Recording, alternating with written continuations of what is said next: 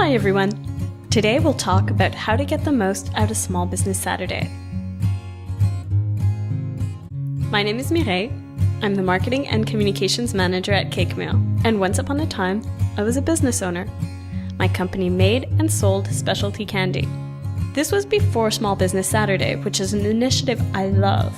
But the thing is, when we have these one-day events, I often felt that a lot of time and effort goes into planning them, and unless I had a long-term plan, it felt more like a hiccup rather than a kickoff to a season of sales. Which is why we'll be going over the following topics in today's presentation to help you get the most out of Small Business Saturday. The first topic will be plan ahead. What will you do after Small Business Saturday? Then, we'll dive into how you can get people coming into your store. We'll continue by talking about where you can promote the fact that you're participating in Small Business Saturday. And now that you have them in your store, the next step will be to ask people how you can keep in touch and to thank them for coming by. So first, let's take a look about what will eventually happen. It may seem odd to start by thinking about what's going to happen in December or even January. But people feel more effective if they have a long-term plan. Or as Benjamin Franklin put it, if you fail to plan, you plan to fail. Essentially, when you know what kind of promotions or special events you'll be hosting in future months, it helps you give people a reason to come back and see you. Planning ahead can be as simple as modifying the Small Business Saturday promotion that you're already planning. For example, you could offer free shipping on Cyber Monday, or you could offer rewards for holiday shopping, which can be redeemed during the January lull. You don't need to start by planning ahead, but keep in mind that it gives you great answers when people will ask you what's in it for them to keep in touch with you in the future. After all, when was the last time you gave your email address to someone without asking them why they needed it first? So now that you know what you'll be doing, it's time to get people coming into the store. But before we talk about promotions and special deals, keep in mind the main reasons people shop at small stores in the first place. Most people feel that small businesses offer better service than their big box counterparts. And almost 2/3 of people would be willing to switch where they shop to get better service. Another reason why people love smaller boutiques is the feeling that a product is unique and special. But actually trying a product out can help turn a browser into a buyer. So when you're planning what you'll be doing on Small Business Saturday, focus on what makes your store really special.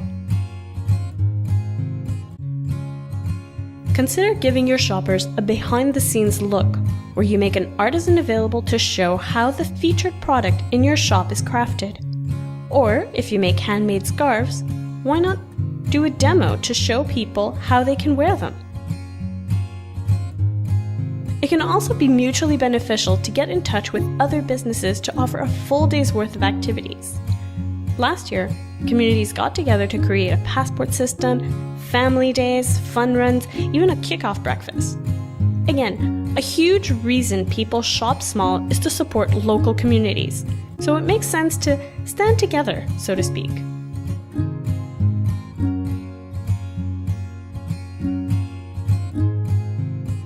If no one knows what you'll be doing, odds are that you won't get extra footfall on November 29th.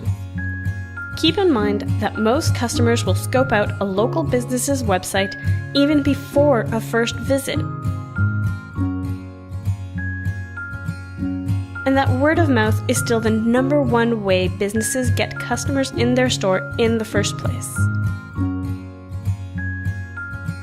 So make sure you get the word out.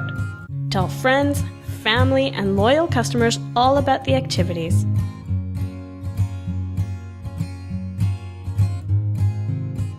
Post what you'll be doing on your website and on social media profiles.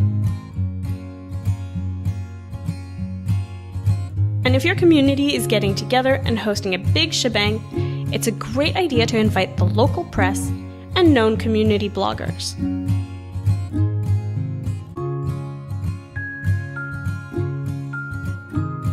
So now that everyone knows about the event and tons of people are at the store, ask your customers how you can keep in touch.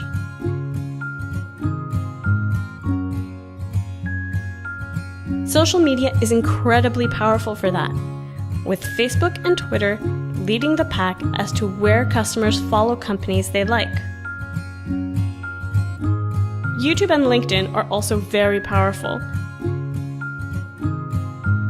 And while Google Plus trails a bit, it can provide you with a way of getting in touch with unique people. Still, that makes a lot of profiles to manage, and unfortunately, you have very little control over who sees what you post and when.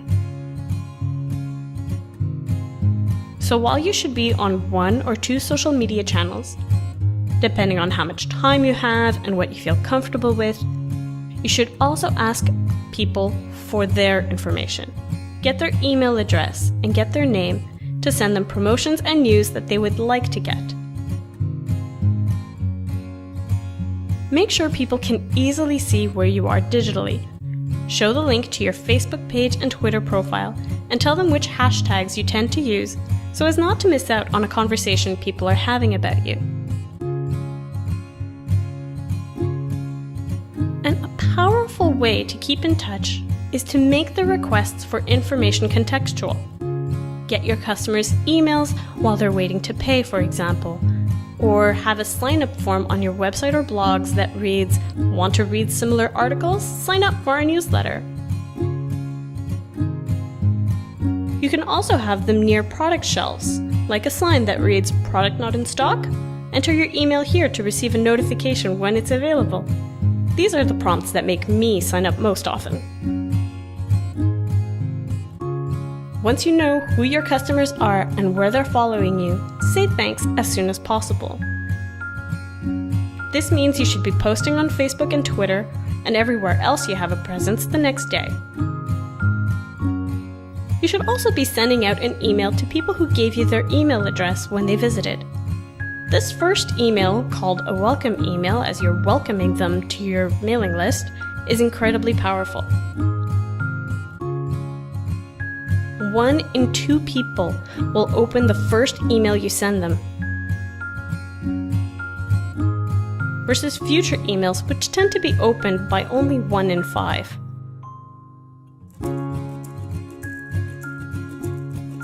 The welcome email also helps you make sure that the email address has no errors and that the person receiving the email really is the owner of that address.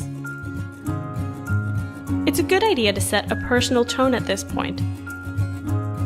Use their name when you say hi, and make sure you're specific about why you're sending them a message. It's also important to remember that email is a unique way to start a conversation. So take the opportunity to ask engaging questions people can reply to.